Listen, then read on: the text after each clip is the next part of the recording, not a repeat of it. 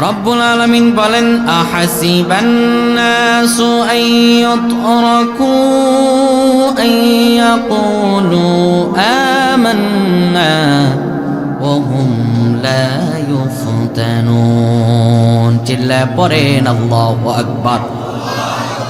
আল্লাহ রাব্বুল আলামিন বলেন, আহাসিবান নাস, মানুষগুলো কি মনে করেছো নাকি, আন ইয়াকুলু আমান্না, আমরা ঈমান এনেছি, এই কথা বললে ওহুম লা ইউফতানুন, তোমাদেরকে ছেড়ে দেয়া হবে। মানুষগুলোকে মনে করেছো নাকি আমি ঈমানদার, এইটুকু কথা বললাম আর আমাকে ছেড়ে দেওয়া হবে, কোনো পরীক্ষা আল্লাহ করবেন না।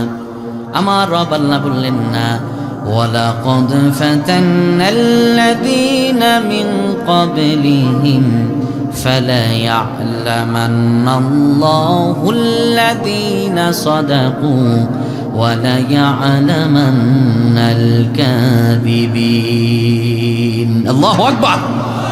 আল্লাহ রাব্বুল আলামিন বললেন না, আমি অবশ্যই তোমাদেরকে পরীক্ষা করব, আর ওয়ালামাল্লাহুল্লাযী, আর আমি আল্লাহ জেনে নিব, অবশ্যই আমি আল্লাহ রাব্বুল আলামিন জেনে নিব, ফালায়া'লামান্নাল্লাহুল্লাযীনা সাদাকু ওয়ালায়া'লামান্নাল কাযিবিন, কারা ঈমানদার দাবিতে সত্যবাদী আর কারা ঈমানদার দাবিতে মিথ্যাবাদী। আমি আল্লাহ এটি যাচাই করে নিব। এই আয়াতগুলো কখন নাজিল হয়? যখন রাসূলুল্লাহ সাল্লাল্লাহু আলাইহি ওয়াসাল্লামের দ্বীনের দাওয়াত দিচ্ছেন, নবীজি সাল্লাল্লাহু আলাইহি ওয়াসাল্লামের উপর হাতে হাত রেখে অসংখ্য মানুষ কালিমা গ্রহণ করে অন্য ধর্ম ছেড়ে ইসলামের সুশীতল ছায়ায় আশ্রয় গ্রহণ করল। আশ্রয় গ্রহণ করার পরে তদানীন্তন সময়ে মক্কার যারা কাফের মুশরিকেরা ছিল, যারা ক্ষমতাসীন ছিল, তারা ওই নব্য মুসলিম যারা, তাদেরকে গিয়ে অফার করলো, তোমরা এই ধর্ম ছেড়ে দাও, তোমরা আমাদের ধর্মে আবার গ্রহণ করো, তোমাদেরকে সরকারি পদে চাকরি দেয়া হবে, ভালো একটা অবস্থান দেয়া হবে, এবং তোমাদেরকে ক্ষমতাও দেয়া হবে, সাম্রাজ্যও দেয়া হবে, তোমরা মুহাম্মদ আমিনের ধর্ম বিতাড়িত করে দাও। তন্মধ্য থেকে কিছু সংখ্যক মুসলমান, নব্য মুসলিম যারা, কিছু সংখ্যক মুসলমান, তারা মুখে ইসলাম মানত, কিন্তু আসলে ভিতরে ভিতরে কাজ করতো কাফের মুশরিকদের হয়ে। আর ঠিক তখনই আল্লাহ রাব্বুল আলামিন এই আয়াতে কারিমা নাজিল করে দিয়ে জানিয়ে দিলেন, তুমি মনে করছো তুমি মুসলমান, তুমি ঈমান এনেছো, এইটুকু বললেই আমি আল্লাহ পরীক্ষা না করে ছেড়ে দেব না। আমি অবশ্যই তোমাকে পরীক্ষা করব, আর আমি যাচাই বাছাই করে নিব তুমি ঈমানদার দাবিতে কতটুকু সত্যবাদী আর কতটুকু ঈমানদার দাবিতে মিথ্যাবাদী, ঠিক কিনা? যোগে যোগে ধরে আল্লাহ রাব্বুল আলামিন পরীক্ষার মধ্য দিয়ে সত্য ঈমানদার কারা আর মিথ্যা ঈমানদার কারা তা পরীক্ষা করে নিয়েছেন। আপনার কাছে অবাক লাগতে পারে, ঈমানদারের মাঝে আবার আসল নকল ভেজাল আছে নাকি? আল্লাহ বলছেন ভেজাল আছে, প্রমাণ লাগবে। আল্লাহ রাব্বুল আলামিন সূরাতুল বাকারার 8 নম্বর আয়াতে বলেন, অমিনান নাসি মান ইয়াকুলু আমান্না বিল্লাহি ওয়া বিল ইয়াউমিল আখির ওয়ামা হুম বিমুমিনিন। আল্লাহ রাব্বুল আলামিন বলেন, মানুষের মাঝে এক শ্রেণীর লোক আছে, মাইয়াকুল, যারা বলে আমান্না বিল্লাহি, আমরা আল্লাহর প্রতি ঈমান এনেছি, ওয়া বিল ইয়াউমিল আখির, আখিরাতের প্রতি ঈমান এনেছি, কিন্তু আমার রব আল্লাহ বলেন ওয়ামা হুম বিমুমিনিন, এরা ঈমানদার নয়। কার কথা? কার কথা? আল্লাহকে জিজ্ঞেস করলাম, মাবুদ এরা কেন নিজেদেরকে ঈমানদার বলে? আপনি তো বললেন এরা ঈমানদার নয়, কিন্তু কেন এই কথাটা তারা বলে? রব্বুল আলামিন তারপরের আয়াতে বলেন, ইউখাদিউনাল্লাহা ওয়াল্লাযীনা আমানু ওয়া মা ইয়াখদাউনা ইল্লা আনফুসাহুম ওয়া মা ইয়াশউরুন। আল্লাহ রাব্বুল আলামিন বলেন, ইউখাদিউনাল্লাহ, এরা আল্লাহকে ধোঁকা দিতে চায়। কারে ধোঁকা দিতে চায়? শুধু আল্লাহ কি নয়, ওয়াল্লাযীনা আমানু, যারা ঈমান এনেছে তাদেরকেও ধোঁকা দিতে চায়। আপনাদের চোখের ভিতরে আঙুল দিয়ে দেখিয়ে যায়, বিগত দিনে যারা সকালবেলা মসজিদ উদ্বোধন করত, বিকালবেলা মন্দির উদ্বোধন করত, এরা কি ঈমানদার নাকি মুনাফিক? আপনারা কি দেখেন নাই, মসজিদ নির্মাণ করে আবার যারা মসজিদের ইমামতি করত, ওই আলেমদের ধরে ধরে কারাগারে ফেলতো। কিছুদিন আগে ফেসিস্ট এসে লাইভের মধ্যে বলেই আমাকে ফাঁসির দণ্ড দেওয়ার কারণে বাংলাদেশে ভূমিকম্প শুরু হয়েছে। বলে নাই? বলছে না? এটা লজ্জাই নাই। আল হায়াউ শুবাতুম মিনাল ঈমান, লজ্জা নাই যার ঈমান নাই, লজ্জা হচ্ছে ঈমানের অঙ্গ। এত কিছু করার পরেও এরপরেও এখন এসে বলে যে আমাকে ফাঁসির দণ্ড দেওয়ার পরে বাংলাদেশে ভূমিকম্প শুরু হয়েছে। কি রকম আউলিয়া চিন্তা করতে পারেন? কিন্তু আল্লাহ রাব্বুল আলামিন বললেন না, ওয়ামা ইয়াখদাউনা ইল্লা আনফুসাহুম, এরা নিজেদেরকে নিজেরা ধোঁকা দেয়। ওয়ামা ইয়াশউরুন, কিন্তু বিন্দু পরিমাণ উপলব্ধি করতে পারে না। আল্লাহ রাব্বুল আলামিন বললেন, মানুষরে তুমি মনে করেছো তুমি ঈমানদার আর তুমি ঈমানদার হয়ে যাবা, ব্যাপারটা এত সহজ নয়। বললাম আল্লাহ কেন সহজ নয়? আমার রব্বুল আলামিন সূরাতুল আল ইমরানে আমাদেরকে জানিয়ে দেন, শোনো বান্দা, আমি রব্বুল আলামিন তোমাদেরকে জানিয়ে দেই, আম হাসিবতুম আন তাদখুলুল জান্নাতা ওয়ালাম্মা ইয়া'লামিল্লাহ ولما يعلم الله الذين جاهدوا منكم ويعلم الصابرين। ও মানুষেরা, তোমরা কি মনে করেছো আমি ঈমানদার এই কথা বলবা আর জান্নাতে চলে যাবা? মানুষ রে, এটা মনে করার কোনো কারণ নাই। শোনো রে মানুষেরা, আমি তো তোমার রব, আমি তো জানলাম না। ওয়ালাম্মা ইয়া'লামিল্লাহুল্লাযীনা জাহাদু মিনকুম ওয়া ইয়া'লামাস সাবিরিন, আমি তো তোমার রব, আমি তো জানলাম না কারা জালিমদের অত্যাচার সহ্য করে, জালিমদের পক্ষপাতিত্ব না হয়ে কালিমার ঝান্ডা ধরে কারা দিনের জন্য লড়াই করেছো, জিহাদ করেছো ময়দানে, আমি তো তাদের চিনলাম না। আর কারা জালিমদের অত্যাচারের পরে পরে কখনো আমার দিন থেকে সরে যাও নাই, কখনো আমার দিন থেকে বিচ্যুত হয়ে যাও নাই, ধৈর্য ধারণ করেছো কারা, আমি তো চিনলাম না তাদের। তোমরা মনে করেছো ঈমান এনেছো জান্নাতে পৌঁছে যাবা, জান্নাত মামুর বাড়ি না। আপনি ঈমান এনেছেন আর পরীক্ষা দেবেন না, ঈমানের পরীক্ষা আপনি না দিয়ে জান্নাতে চলে যাবেন। আল্লাহ বললেন জান্নাতে এমনি যাওয়া যাবে না। জিজ্ঞেস করলাম রব্বুল আলামিন, তাহলে জান্নাতে যাওয়ার আগে আপনি আমাদেরকে আরেকটু খুলে বলেন না কেমন আমাদের উপর অত্যাচার আসতে পারে? আমার রব্বুল আলামিন আল্লাহ তাআলা সূরাতুল বাকারায় জানিয়ে দেয়, আম হাসিবতুম আন তাদখুলুল জান্নাতা ولما يأتكم مثل الذين خلوا من قبلكم। ও বান্দারে, তুমি মনে করেছো তুমি ঈমান এনেছো জান্নাত চলে যাবা, এভাবেই তুমি জান্নাতে যেতে পারবা না। শোনো, তোমার পূর্বেও যারা ঈমান এনেছিল এদের উপর অত্যাচার, অবিচার আর জুলুম এসেছিল। শোনো বান্দারা, আমি আল্লাহ জানিয়ে দিলাম, মাসাতহুমুল বাসাউ ওয়াদ-দাররাউ ওয়াযুলজিলু হাত্তা ইয়াকুলার রাসূলু ওয়াল্লাযীনা আমানু মাআহু মাতা নাসরুল্লাহ। আল্লাহ রাব্বুল আলামিন বলেন, শোনো মানুষেরা, এদের উপর কেমন অত্যাচার এসেছিল। রাসূলুল্লাহ যখন দিনের দাওয়াত দিচ্ছেন, খাব্বাবকে মরুভূমির উত্তপ্ত গরম বালির উপরে তা ছুটন্ত ঘোড়ার ভিতরে পা লাগায়া দিয়া ছোটন্ত ঘোড়া চালু করে দিয়েছে, মরুভূমির উপরে পিত্তা থেকে থেকে ফুসকা পড়ে গেছে। বেলাল রাদিয়াল্লাহু তাআলা আনহুকে অত্যাচার ও বিচার করা হয়েছে, সাহাবীদের উপর নির্যাতন আর নিপীড়ন এসেছে। সাহাবীরা রাসূলুল্লাহর কাছে এসে বলতেছে, ও নবীজি, বিজয় কখন আসবে? তখন রাসূলুল্লাহ সাল্লাল্লাহু আলাইহি সাল্লামকে আল্লাহ রাব্বুল আলামিন জানাচ্ছেন, ও নবী গো, তুমি তাদেরকে জানিয়ে দাও, তোমাদের পূর্বে যারা ঈমান এনেছিল, যারা কোরআনের কথা বলতো, যারা দ্বীনের কথা বলতো, যারা আল্লাহর একাত্মবাদের কথা বলতো, তাদের উপরে এমন অত্যাচার ও বিচার এসেছিল, ওয়াযুলজিলু হাত্তা ইয়াকুলার রাসূল ওয়াল্লাযীনা আমানু মাআহু মাতা নাসরুল্লাহ। এত অত্যাচার ও বিচার এসেছিল, ঘর থেকে বের করে দেওয়া হতো, বাড়িতে থাকার মতো উপযোগী জায়গা ছিল না, তপ্ত মরুভূমির উপরে তাদেরকে শুইয়ে দেওয়া হতো। সালাত পড়ার সময় গায়ের উপরে মরা ওঠের নারী ভুঁড়ি পর্যন্ত চাপিয়ে দেওয়া হতো।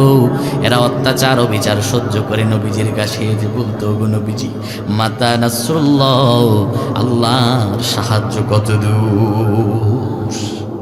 এত অত্যাচার ও বিচারের মধ্য দিয়ে এরা নিজেদের ঈমানের পরীক্ষা দিয়েছিল। তোমরাও যদি ঈমানদার হতে পারো, তোমাদের অবশ্যই ঈমানের পরীক্ষা দিয়ে উত্তীর্ণ হওয়া লাগবে, নতুবা এমনি এমনি ঈমানদার আর জান্নাতে চলে যাবা, এটা হবে। বিশ্বনবী মুহাম্মদুর রাসূলুল্লাহ সাল্লাল্লাহু আলাইহি ওয়াসাল্লামের কাছে সাহাবী জিজ্ঞেস করলো, ইয়া রাসূলুল্লাহ সাল্লাল্লাহু আলাইহি ওয়াসাল্লাম, আইয়ুন নাসি আশাদ্দুল বালাই? ক্বালা আম্বিয়া। নবীজির কাছে এসে বললেন, সাহাবী এসে জিজ্ঞেস করলেন, ইয়া রাসূলুল্লাহ, ইয়া হাবিবাল্লাহ, আপনি একটু আমাদেরকে বলেন না, সব চাইতে অত্যাচার অবিচার কাদের উপর হবে, কাদের উপর জুলুম হবে, কারা বেশি পরীক্ষার সম্মুখীন হবে? নবীজি আমার বললেন, আইয়ুন নাসু আশাদ্দুল বালা আম্বিয়া। শোনো, আমি বললাম, আমি রাসূলুল্লাহ জানিয়ে দিলাম, সব চাইতে ইমানদারের মধ্যে যারা ইমানদার বেশি, নবীগণ হলো সব চাইতে শ্রেষ্ঠতম ইমানদার। সব চাইতে বেশি পরীক্ষা আল্লাহ তাআলা যাদের করবেন তারা হলো নবী। যারা নবী তাদেরকে আল্লাহ রাব্বুল আলামিন পরীক্ষা করবেন, এবং তার পরবর্তীতে যারা ঈমান আনবে তাদেরকে পরীক্ষা করবেন ধাপে ধাপে। যার ঈমান যত বড় তার পরীক্ষাও সবচাইতে তত বড়, ঠিক কি না? সব নবীদের পরীক্ষা হয়েছিল, এই সব নবীদের মাঝে সবচাইতে যার বেশি বড় পরীক্ষা হয়েছিল তিনি আর কেউ নয়, আপনার আমার জাতির পিতা হযরতে ইব্রাহিম আলাইহিস সালাম। জাতির পিতা কি? মুখ খুলে বলেন, জাতির পিতাকে? ইব্রাহিম আলাইহিস সালাম। কিছুদিন আগে তো আরেকজন ছিল না? আল্লাহ রাব্বুল আলামিন জানিয়ে দিয়েছেন, মিল্লাতা আবিকুম ইব্রাহিম ওয়া সাম্মাকুমুল মুসলিমিন। শোনো ইমানদারেরা, তোমাদের জাতির পিতা নির্বাচনের আগে একজন নয়, নির্বাচনের পরে আরেকজন নয়। তুমি ইমানদার দাবি করেছো যখন, তখন তোমার জাতির পিতা হয়েছে একজন, যিনি তোমার নাম রেখেছেন মুসলমান। আমি আল্লাহ ঘোষণা দিলাম, জাতির পিতা ইব্রাহিম। জাতির পিতা কে? আমি তো তখনও বলেছি, জাতির পিতা ইব্রাহিম কোরআনেতে আছে। তোর বাবা জাতির পিতা কোন বিধানে আছে? ঠিক না? আমাদের জাতির পিতা ইব্রাহিম, কারো দেয়া কারো চাপিয়ে দেওয়া জাতির পিতা আমরা মুসলমান মেনে নেব না। আমাদেরকে এসে ঘোল খাওয়ায়, বলে বাঙালি জাতির পিতা ইব্রাহিম, বাঙালি জাতির পিতা শেখ মুজিব। আরে বেটা, আমার পরিচয় আমি বাঙালি হওয়ার আগে আমি মুসলমান। আমার পরিচয় আমি বাঙালি নয়, আমার পরিচয় সর্বপ্রথম আমি মুসলমান, তারপরে জাতিগত হিসাবে আমি বাঙালি। আমার উপর চাপিয়ে দেওয়া জাতির পিতাকে আমি কোনোদিনও মেনে নেব? আপনারা মেনে নেবেন? কখনো নয়। সবচাইতে নবীদের মাঝে পরীক্ষার সম্মুখীন করেছিলেন হযরতে ইব্রাহিম আলাইহিস সালামকে। কেমন পরীক্ষা হয়েছিল? আমরা আজকে ঈমানের পরীক্ষা নিয়ে আলোচনা করছি। এই কনসেপ্টটা আপনাদেরকে ক্লিয়ার করার জন্য আমাদের চলে যেতে হবে হযরত ইব্রাহিম আলাইহিস সালামের কাছে। তিনি যখন জন্মগ্রহণ করবেন, জন্মগ্রহণের আগ সময় থেকেই তার পরীক্ষা শুরু হয়ে গেছে। নমরুদের তার সাম্রাজ্যে এবং তার মহলে, রাজপ্রাসাদের মাঝে কিছু শ্রেণীর জাদুবিদ এবং গণৎকার ছিল।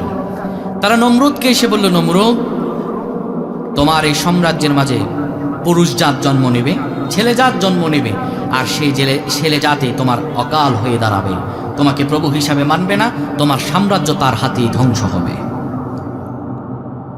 এবার নমরুদ তার সাম্রাজ্যের মাঝে যারা আছে সবাইকে আওয়াজ করে বলে দিল, শোনো, কোন নবজাতক যদি ছেলে জন্মগ্রহণ করে তাকে বাঁচিয়ে রাখা যাবে না, তাকে হত্যা করে ফেলতে হবে, তাকে বাঁচানো যাবে না, তাকে কোনোভাবেই বাঁচিয়ে রাখা যাবে না। এক এক করে যত নবজাতক ছেলে জন্মগ্রহণ করে সব নবজাতককে হত্যা করে ফেলা হলো।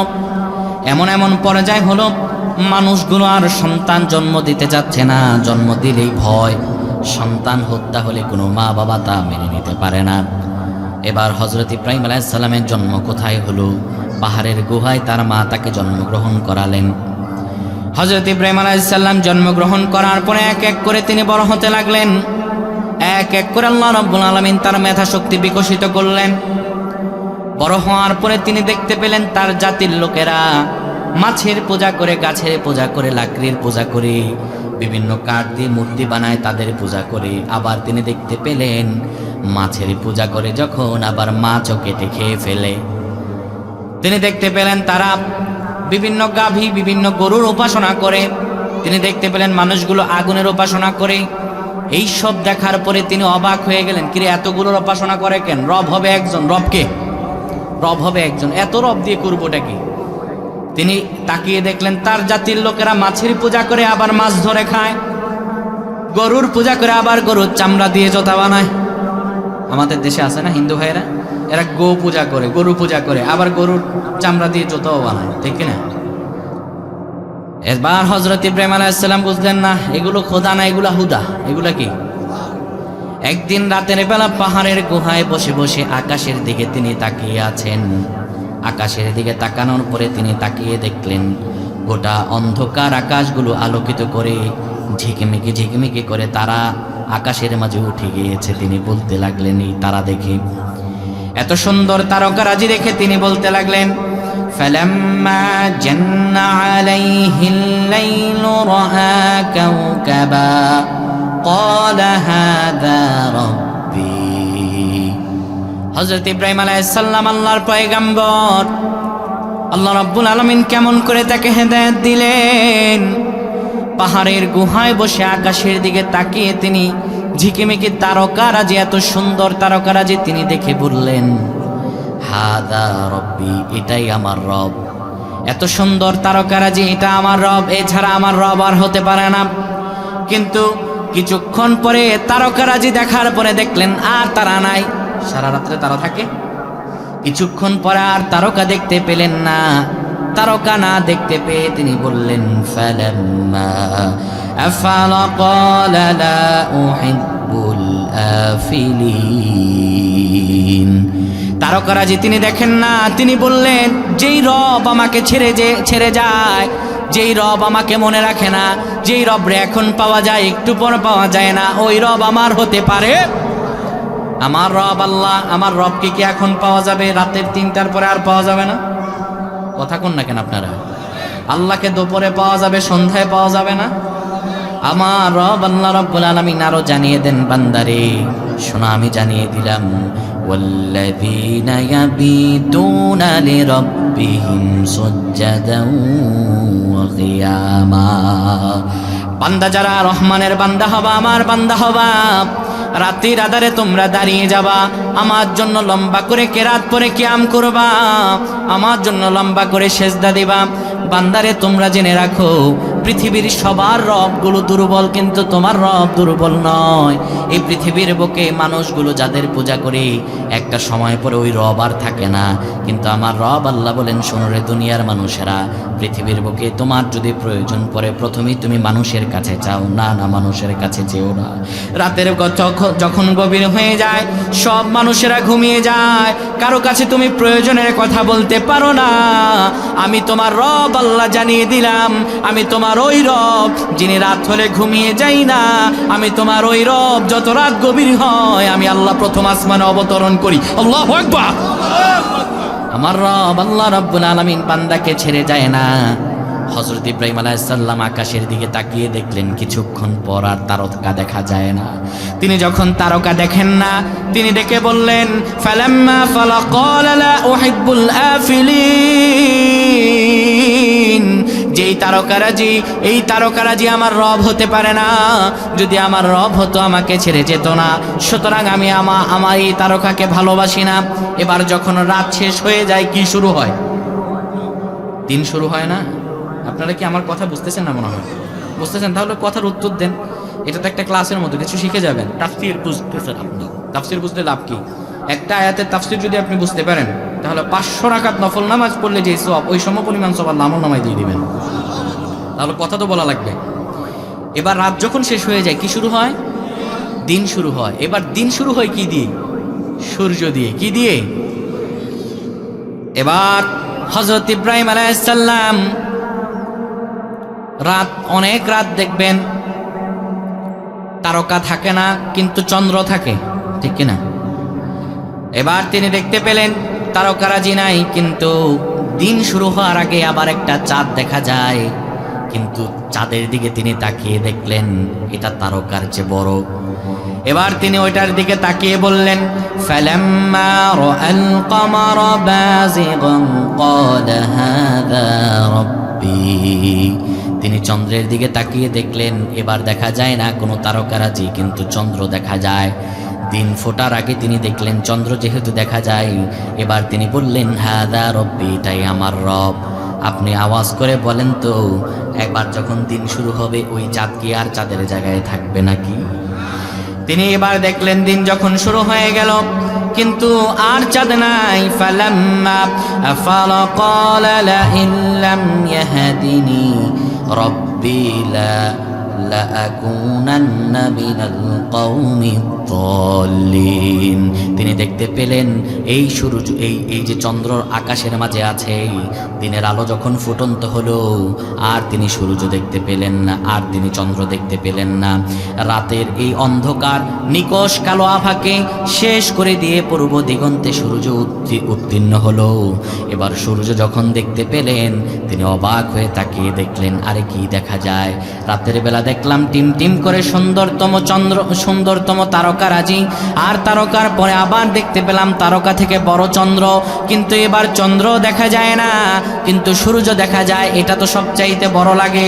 তিনি এবার সূর্য দেখার পরে আবার বলে উঠলেন, ফালাম্মা রাআশ শামসা বাযিগাতান ক্বালা হাযা রাব্বি হাযা আকবার।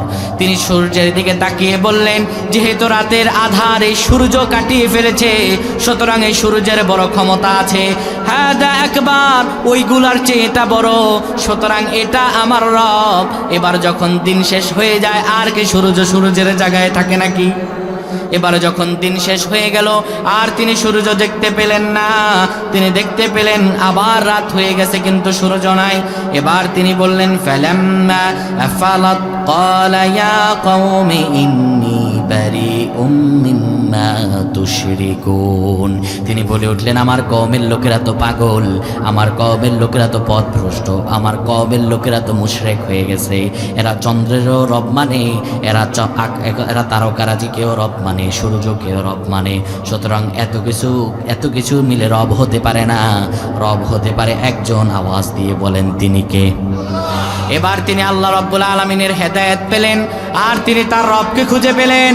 তিনি বলতে লাগলেন, ইন্নী ওয়াজ্জাহাতু ওয়াজহিয়া লিল্লাযী ফাতারাস সামাওয়াতি ওয়াল আরদা হানিফান ওয়া মা আনা মিনাল মুশরিকিন। আল্লাহু আকবার। তিনি এবার বললেন, এই সূর্য আমার রব নয়, এই তারকারাজি আমার রব নয়, এই জমিন আমার রব নয়, এই আকাশ আমার রব নয়। আমার রব তো তিনি, আকাশের রব যিনি, জমিনের রব যিনি, সূর্যের রব যিনি, তারকারাজির রব যিনি, আমার রব হলো তিনি। আমি আমার মুখ ফিরালাম এই সূর্যের দিকেও নয়, চন্দ্রের দিকেও নয়, আকাশের রব যিনি, ওই রবের দিকে আমার মুখ ফিরায় নিলাম। সুবহানাল্লাহ। কেমন কষ্ট করে তিনি আল্লাহকে চিনলেন। আপনি আমি কত সহজে আমার রব আল্লাহকে পেয়ে ফেলেছি, তাই মূল্য নাই। তিনি তার রবকে চিনলেন। এবার আল্লাহ রব্বুল আলামিন তাকে নবুয়তি দান করলেন। হযরত ইব্রাহিম আলাইহিস সালাম এক এক করে দিনের দাওয়াত দিতে লাগলেন তার সম্প্রদায়ের লোকদের, কিন্তু যতই দিনের দাওয়াত দেন ততই বাধা আসে না নাই? কন আসে না নাই? এতক্ষণ যদি এই আলোচনা যদি আপনি বুঝতে পারেন তাহলে রাসূলুল্লাহর যুগের সাদৃশ্য দিয়ে বর্তমান সাদৃশ্যকে আপনাদের তুলে ধরছি। বিশ্বনবী মুহাম্মদুর রাসূলুল্লাহ সাল্লাল্লাহু আলাইহি সাল্লাম শুধু কেবল যখন দিনের দাওয়াত দিচ্ছেন তখনও রাসূলুল্লাহ সাল্লাল্লাহু আলাইহি সাল্লামের দিনের বিরোধিতা কেউ করে নাই। তারা ভাবছে আর কি, দু চারটা লোক মুসলমান হবে, ঈমান আনবে, কয়দিন আর টিকবে, আর কত নতুন নতুন ধর্ম এলো আর গেল। মুহাম্মদ আব্দুল্লাহর বেটা মুহাম্মদ, বাপও নাই মাও নাই, এর কদ্দুর বাদ যাইতে পারবে? কাফের মুশরিকরা বলে নাই। কিন্তু যখন দেখতে পেলেন সূর্যের আলো নেই, যতই সময় যায় ততইগুলো তাদের দল ছেড়ে মুহাম্মদ আমিনের দলে চলে যায়, তখন তারা লোকের কাছে গিয়ে বলতে লাগলো, মুহাম্মদ তো যা করতেছে আমাদের দলের লোক নিয়ে তাদের দলের লোকে সামিল করতেছে, সুতরাং মুহাম্মদকে এই পথ থেকে সরাতে হবে। সুতরাং মানুষদের কাছে গিয়ে গিয়ে বলতে লাগলো, মুহাম্মদ পাগল, গাঁজাখোর, মুহাম্মদ একজন পাগল, মুহাম্মদের কাছে যাবা না, ও জাদুকর, ও তাবিজ লেখে, সুতরাং মুহাম্মদের কাছে যাবা না। সেই যুগে যখন রাসূলুল্লাহর দলভুক্ত তত মানুষও হয় নাই, তখন বাধা দেয় নাই। বাধা দিছে কখন? যখন তাদের সদল বলে লোক রাসূলুল্লাহর দলে আসতেছে তখন। সেই যুগে রাসূলুল্লাহর দল ভারী হয়েছে, আল্লাহর কালেমার বিজয় হবে এই আশ্বাসে তারা রাসূলুল্লাহর নামে মিথ্যাচার করেছিল। মানুষের কাছে গিয়ে যে মুহাম্মদ আমিন পাগল, তার কাছে যাওয়া যাবে না। আর এই যুগে ওই জালেমেরা যখন দেখতেছে তাদের দল থেকে সরে এসে আল্লাহর দলে, আল্লাহর দ্বীনের দলে মানুষগুলো এক এক করে জামায়াত হয়ে যাচ্ছে, তখনই বলতে লাগলো এরা রাজাকার। সেই যুগে রাসূলুল্লাহর যুগে তারা রাসূলুল্লাহ থেকে বিরত রাখার জন্য বলতো মুহাম্মদ আমিন জাদুকর, আর আজকে সেই কথা আপডেট ভার্সন হচ্ছে তারা মৌলবাদী। ঠিক কিনা? রাজাকার রাজাকার খেলার দিন শেষ। আর কত রাজাকার রাজাকার খেলবেন? একসাথে ছিলেন যখন তখন রাজাকার না, এখন রাজাকার হয়ে গেছে। এই ধরনের বাটপারি বাদ দেন। মানুষের ব্রেন ওয়াশ করা এত সহজ নয়। বাংলাদেশের মানুষ এখন ইসলাম বোঝে, বাংলাদেশের মানুষ এখন কোরআন চায়। টেন্ডারবাজি আর চাঁদাবাজদের বাংলাদেশের মানুষ আর দেখতে চায় না। তিনবার করে যারা দুর্নীতিতে চ্যাম্পিয়ন হয়ে গেছে তাদের মতো দুর্নীতিবাজদেরকে আর বাংলার মুখে কোনো মুসলমান দেখতে চায় না। বাংলার মানুষের মুখে এখন একটাই কথা, আলা লাহুল খালকু ওয়াল আমর। আমরা চিনি না কে জামাতে ইসলাম, আমরা চিনি না কে বিএনপি, আমরা চিনি না কে চরমনাই, আমরা চিনি না কে খেলাফত কে হেফাজত, আমরা চিনি কোরআন এবং সুন্নাহ। আপনিও যদি শরীয়ত মানেন, আপনিও যদি শরীয়তের আইন মানেন, আমরা আপনার, কিন্তু আপনি শরীয়ত মানবেন না, আবার আমাদের এখানে এসে বিভিন্ন রকম মন্তব্য করবেন। বাটপারি বাদ দেন, বাটপারির দিন শেষ। আল কোরআনের বাংলাদেশ।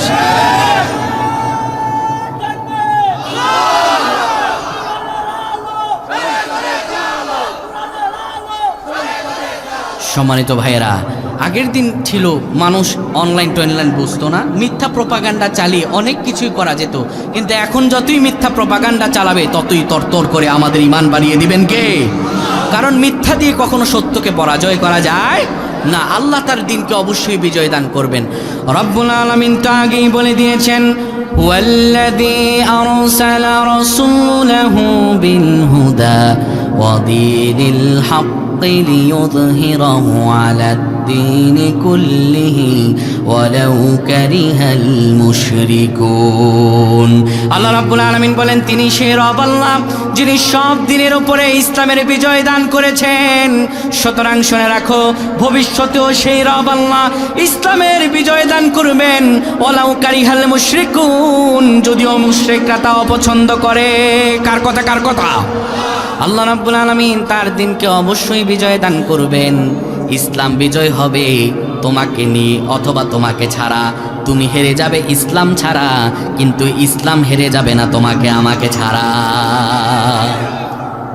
কেউ বাধা দিতে পারবে না। তবে আফসোসের সঙ্গে একটা কথা না বলে পারছি না, যেহেতু নাম নিয়েই বলতে হয়, কারণ উনি সবাইকে কাফের কাফের বলেন। তো ডক্টর এনায়েতুল্লাহ আব্বাসী বলছেন যে ইসলামের নাকি বিজয় হয়ে গেছে, এখন নতুন করে আর ইসলামের বিজয় দরকার নাই। আমাদের বাংলাদেশে ইসলামের বিজয় হয়েছে? বলেন বলেন, বিজয় হয়েছে? আমি আপনার কাছে প্রশ্ন রাখতে চাই, যদি আমাদের বাংলাদেশে ইসলাম বিজয় হতো তাহলে কোরআনের কথা বলার কারণে বিগত ফ্যাসিস্টের আমলে কেন মাহফিলগুলোতে 144 ধারা জারি করা হতো? কেন মাহফিলগুলোতে কোরআনের কথা বললে, আল্লাহর দিন কায়েমের কথা বললে মঞ্চ থেকে আলেমদেরকে গ্রেফতার করে কারাগারে প্রেরণ করা হতো? তাহলে ইসলামের বিজয় তো এখনো হয় নাই। আমাদের দেশে যখন ইসলামের বিজয় হবে তখন আমরা বলতে পারবো ইসলামের বিজয় হয়েছে। আল্লাহ মাফ করুক এই লোকটাকে। এই লোকটা পরতে পরতে মানুষকে কাফের কাফের বলে। যখন আল্লামা সাইদি, যখন ডক্টর মিজানুর রহমান আজহারি, ওনার একটা স্লিপ অফ টান হলো, রাসূলুল্লাহ সাল্লাল্লাহু আলাইহি সাল্লামকে বলেছিলেন 6 প্যাক, বলেছিলেন কিনা? তখন তিনি এটাকে ফতোয়া দিয়েছিলেন কি? কাফের দিয়েছিলেন না?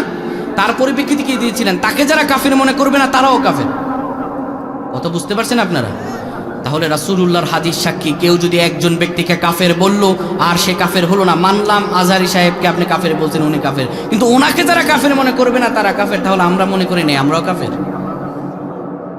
একজন অন্যায়ভাবে একজন ব্যক্তিকে আপনি যদি কাফের বলেন, অন্যায়ভাবে আপনি মরার আগে হলেও কাফের হয়ে মারা যাবেন, ঈমান নিয়ে মরতে পারবেন না। তাহলে কথা বলার ক্ষেত্রে আমাদেরকে সতর্ক থাকা দরকার আছে না নাই? ইসলামের বিজয় হওয়ার জন্য এখনো অনেক পরিশ্রম বাকি, এখনো অনেক সংগ্রাম বাকি, ঠিক কিনা ভাইয়েরা? প্রিয় ভাইয়েরা আমার, তা আমরা ছিলাম হযরত ইব্রাহিম আলাইহিস সালামের জীবনীতে। তিনি যখন কালিমার দাওয়াত দিচ্ছেন, নমরুদ বিরোধিতা করল, তার আপন পিতা এর বিরোধিতা করল, এক পর্যায়ে তাকে আগুনে ফেলা হলো। এক পর্যায়ে তার চূড়ান্ত পরীক্ষা হবে বৃদ্ধ বয়সে, বয়স 86। বয়স কত? 86। স্ত্রী 2টা, একটা হচ্ছে হাজেরা আলাইহিস সালাম আর একটা হচ্ছে সারা আলাইহিস সালাম। হযরত ইব্রাহিম আলাইহিস সালাম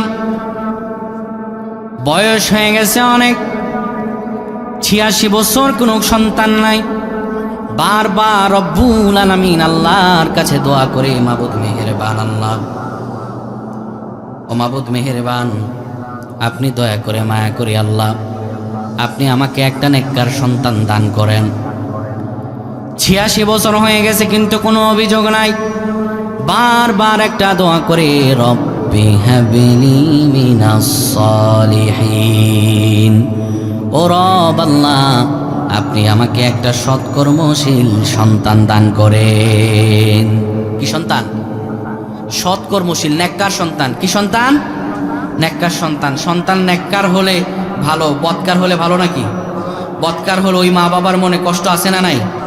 শোনেন, আল্লাহ রাব্বুল আলামিন যে আমাদেরকে রিজিক দেন, এই রিজিকের স্তর হলো 4টা। রিজিকের স্তর কয়টা বাবা? একটা ওয়ার্ড শিখেন, পয়েন্টে আপনাদেরকে জাস্ট মগজের ভিতর ঢুকাই দিচ্ছি। রিজিকের স্তর হলো 4টা। রিজিকের স্তর কয়টা? 4টা। সর্বনিম্ন রিজিক, সর্বোচ্চ রিজিক, সর্বোত্তম রিজিক এবং পরিপূর্ণ রিজিক। সর্বনিম্ন রিজিক হলো টাকা পয়সা। সর্বনিম্ন রিজিক কি? জোরে বলেন, সর্বনিম্ন রিজিক কি? টাকা পয়সা আপনার আমার দরকার আছে নি? আসে না? কিন্তু এই টাকা পয়সা হচ্ছে সর্বনিম্ন রিজিক, আর এই সর্বনিম্ন রিজিকের জন্য আপনি আমি পাগল পারা হয়ে যায়। আর সর্বোচ্চ রিজিক এটি হলো সুস্থতা। এটি কি? হযরত মুসা আলাইহিস সালাম তুর পর্বতে চলে গেছেন, আল্লাহর সঙ্গে মাঝে মাঝে উল্টাপাল্টা প্রশ্ন করতেন। একদিন বলতেছেন, মাবুদ মেহেরবান আল্লাহ, ধরেন আপনি যদি মুসা হইতেন, আমি যদি আল্লাহ হইতাম, আপনি চাইতেন কি আমার কাছে? আল্লাহ বলতেছেন, এটা তো কোনোদিনও সম্ভব না। মুসাও নাসর বান্দা বলছে, আল্লাহ বলেন না আপনি কি চাইতেন? আল্লাহ বলেন, মুসা এটা তো কখনো সম্ভব না। যদি এমন হতো, আমি যদি মুসা হতাম আর তুমি যদি আল্লাহ হতে, তোমার কাছে আমি সর্বপ্রথম চাইতাম সুস্থতা। কি চাইতেন? সুস্থতা। সুস্থতা হচ্ছে সর্বোচ্চ নেয়ামত। সুস্থতা কি? সর্বোচ্চ নেয়ামত। আর সর্বোত্তম রিজিক হলো নেককার স্ত্রী, নেককার সন্তান। নেককার স্ত্রী, নেককার সন্তান। যার ঘরে নেককার স্ত্রী আছে তার ঘরটা জান্নাত, আর যার ঘরটা নেককার স্ত্রী নেই তার ঘরটা জাহান্নাম। ঠিক কিনা? গভীর রাতে মাহফিল শেষ করে বাড়িতে যাবেন, স্ত্রী যদি হয় মোবাইলে রিলস দেখুন না, স্ত্রী যদি হয় বিভিন্ন নাটক ফাটক দেখুন না, স্ত্রী বাড়িতে গিয়ে বলবেন, ওয়াজ শুনে আসছি, শরীর ভালো লাগতেছে না, একটু পাটা টিপে দাও, একটু আমার জন্য চা করে দাও। স্ত্রী বলবে, এত কিছু পারবো না, চা সকালে খাইও, রাতে আসছো মাহফিল শুনতে গেছে বলতে গিয়ে তুমি ঘর থেকে তো শুনতে পারতা। এমন স্ত্রী আছে না নাই? স্বামীর যত্ন করতে চায় না। মা বোনেরা, এটা হওয়া যাবে না। আপনি স্বামীর অবাধ্য হবেন না। যদি আপনি স্বামীর অবাধ্য হন, তাহলে আল্লাহর আযাব এবং গজব, ফেরেশতাদের অভিশাপ আপনার উপর অর্পিত হবে। তো নেককার স্ত্রীদের আবার 4টা গুণ। নেককার স্ত্রীদের কয়টা গুণ? 4টা গুণ। ওয়াজ শিখে নেন, মা বোনদের বলবেন, মাঝখানে পয়েন্টে আমি বলে দিচ্ছি। নেককার স্ত্রীদের কয়টা গুণ? 4টা গুণ। 1 নাম্বার, স্বামী যে আদেশ করে এটি যদি হালাল হয়, অকপটে বিনা প্রশ্নে এটা মেনে নেবে। স্বামী যেটা আদেশ করছে এটা হালাল, অকপটে এটা মেনে নেবে। 2 নাম্বার, কারণে অকারণে কথা বন্ধ করা যাবে না। যতই ঝগড়া লাগুক কথা বন্ধ করা। কিন্তু আমাদের দেশের মা বোনেরা একটু ঝগড়া লাগলেই বাপের বাড়ি চলে যাব, তোমার সঙ্গে কিসের কথা? আছে না নাই? আছে, আছে। স্বামীর সঙ্গে কারণে অকারণে কথা বলা যায়, বন্ধ করা যাবে না। 3 নাম্বার, স্বামী যাকে পছন্দ করে তাকে ঘরে আসতে দিতে হবে। এটা কেমন? ধরেন আপনাদের এই মনোহর দিতে, আপনাদের এই অঞ্চলে চরমান্দালিয়া অনেকের বাড়ি আছে না? অনেকে আবার ভাড়া থাকে না মনোহর দিতে? থাকে কি থাকে না? বাড়িতে ওই সেখানে মনোহর দিতে একটা ব্যবসা বাণিজ্যের কাছে সেখানে সহজ হয়, স্ত্রী সন্তান নিয়ে ভাড়া থাকে। এখন মাটা প্রতি সপ্তাহে সপ্তাহে ছেলের বাড়ি যায়, কিন্তু ছেলের বউ এটা দেখতে পারে না। কিন্তু আবার বউয়ের মা অর্থাৎ নিজের মা যদি আসে, সেখানে কোনো সমস্যা নাই। স্বামীরে বলে, এটা বাজার করো, ওইটা বাজার করো, আমার মারে এটা খাওয়া লাগবে, ওইটা খাওয়া লাগবে। এমন আছে না নাই? আমাদের দেশের অবস্থা কি জানেন? এক মা বলতেছে, আমার মেয়ের জামাইটা আল্লাহর ওলি, আমার মেয়ে যা বলে তাই শোনে, কিন্তু আমার ছেলেটা হয়েছে 1 নাম্বার খাটাসার শয়তান, ওর বউ যা বলে তা শোনে। তা আপনার মেয়ের জামাইটা যদি আল্লাহর ওলি হয়, আপনার মেয়ে যা বলে তা শুনলে, তাহলে আপনার ছেলে তো ডবল ওলি, তার বউ যা বলে তা শোনার জন্য। ঠিক নয় কি? এমন করা যাবে না। নিজের বেলায় হলে 16 আনা, পরের বেলায় হলে আর কথা না, এটা হওয়া যাবে না। 4 নাম্বার, স্বামী যেটা পছন্দ করে সেটা জায়েজ হলে অবশ্যই মেনে নিতে হবে। নেককার স্ত্রী, এটি আল্লাহর পক্ষ থেকে রহমত। এটি আল্লাহর পক্ষ থেকে কি? রাসূলুল্লাহ সাল্লাল্লাহু আলাইহি সাল্লাম বলেন, আদ-দুনিয়া কুল্লুহা মাতা খায়রু মাতাঈদ দুনিয়া আল মারআতু সালিহা। পৃথিবীটা হলো ভোগ্য বস্তু, আর এই ভোগ্য বস্তুর মধ্যে শ্রেষ্ঠতম শান্তির জায়গা হলো নেককার স্ত্রী। শ্রেষ্ঠতম শান্তির জায়গা কোথায়? নেককার স্ত্রী আর নেককার সন্তান। আমাদের দরকার আছে না নাই? যেই ছেলেরা ইয়াবা আর বাবা খায়, বাপের টাকায় ফুটানি করে, ওই ছেলেরা কি বাবার জন্য কল্যাণকর সন্তান না অকল্যাণকর? বাপ বিদেশ থেকে কামাই করে কষ্টার্জিত টাকা পয়সাগুলো ছেলেরে দেয়, আর ছেলে এতিমের মতো স্কুলের বারান্দায় গিয়ে দাঁড়ায় থাকে মেয়ে দেখার জন্য। এমন ছেলে পেলে নাই না? আপনাদের এই চরমান্দালিয়ায় নাই? আছে আছে। বাপের টাকায় ফুটানি করে মেয়ের পিছনে টাকা ভাঙে, এমন আছে না নাই? আমার যুবক ভাইয়েরা, এই যে তুমি জেনা করছো, বিয়ের আগে যত সম্পর্ক করছো, তুমি তো ভালো ছেলে নাও। খারাপ ছেলে, ভালো ছেলেরা কখনো college, university, high school, girls স্কুলের সামনে কখনো এতিমের মতো দাঁড়ায়া থাকে না। আল্লাহ নিষেধ করেছেন, রব্বুল আলামিন বলেন, ফামান ইবতাগা ওয়ারাআ যালিক ফাউলাইকা হুমুল আদুন। শোনো ইমানদারেরা, যারা নিজেদের বৈধ স্ত্রী ছাড়া অন্য নারীকে কামনা করবে, ও আমার মা বোনেরা, যৌবনের তাড়নায় পড়ে, আবেগের তাড়নায় পড়ে বিবাহ বহির্ভূত যত সম্পর্ক আছে, পরকীয়া, জেনা, ব্যভিচার, প্রেম প্রীতি, এই সম্পর্কে যদি জড়িয়ে যান, আমার রব্বুল আলামিন বলেন আদুন, তারা ধ্বংস হয়ে যাবে। কার কথা? আবার বিশ্বনবী মুহাম্মদুর রাসূলুল্লাহ সাল্লাল্লাহু আলাইহি ওয়াসাল্লাম বলেন, যারা দুনিয়াতে জেনা করবে, পরকীয়া করবে, ব্যভিচার করবে, তাদেরকে দুনিয়াতে আল্লাহ রাব্বুল আলামিন তাৎক্ষণিক 3টা শাস্তি দেবেন। কয়টা শাস্তি? 1 নম্বরে তাদের যে অপরাধের কারণে শাস্তি হবে, তাদের আয়ু কমে যাবে। কি কমে যাবে? আয়ু কমে যাবে। আল্লাহ রাব্বুল আলামিন তাদেরকে যে একটা হায়াত দিয়েছেন, ওই হায়াত থেকে হায়াত কমে যাবে। 2 নাম্বার, তাদের চেহারার সৌন্দর্য নষ্ট হয়ে যাবে, চেহারায় আর নূর থাকবে না, চেহারার সৌন্দর্য হারিয়ে যাবে। 3 নাম্বার, তাদের আয় রুজিতে ভাটা পড়বে, আগের মতো ইনকাম হবে না, টাকা পয়সাগুলো নষ্ট হয়ে যাবে, আগের মতো ইনকাম আর হবে না।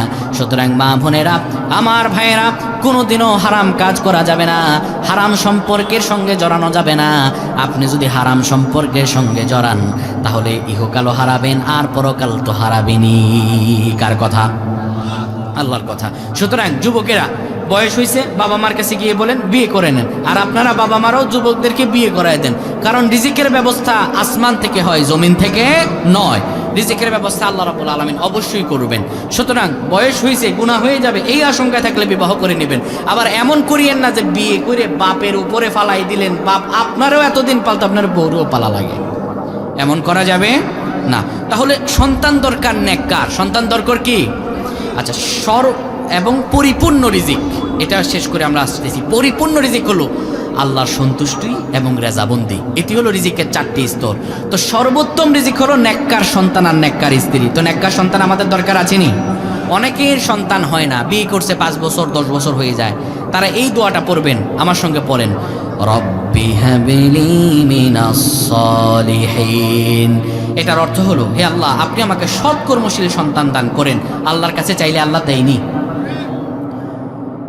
86 বছরে হযরত ইব্রাহিম আলাইহিস সালামের স্ত্রী গর্ভধারিণী হলেন।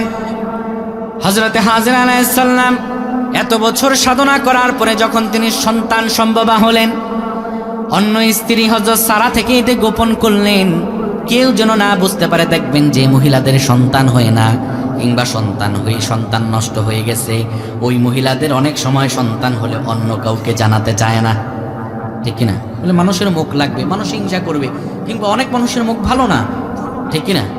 এটা লুকাতে চায়। এত বছর পরে সন্তান পাইছে, তিনি কি করলেন? এটি গোপন করলেন। হযরত হাজরা আলাইহিস সালাম তিনি পেটের উপরে কোমর বন্ধনী পরলেন। কি পরছেন? কোমর বন্ধনী, মানে পেটের উপরে এমন একটা কাপড়, পেট যে ওচা আছে নাকি না আছে এটা বোঝা যায় না, তিনি গোপন করলেন।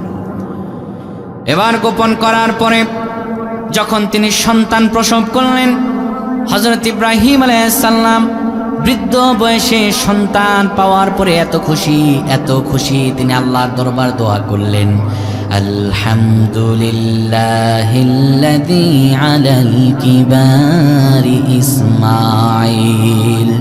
তিনি আল্লাহর কাছে দোয়া করলেন, রব্বুল আলামিন, আপনার প্রশংসা যে রব আমাকে বৃদ্ধ বয়সে পুত্র ইসমাইলকে দান করেছেন।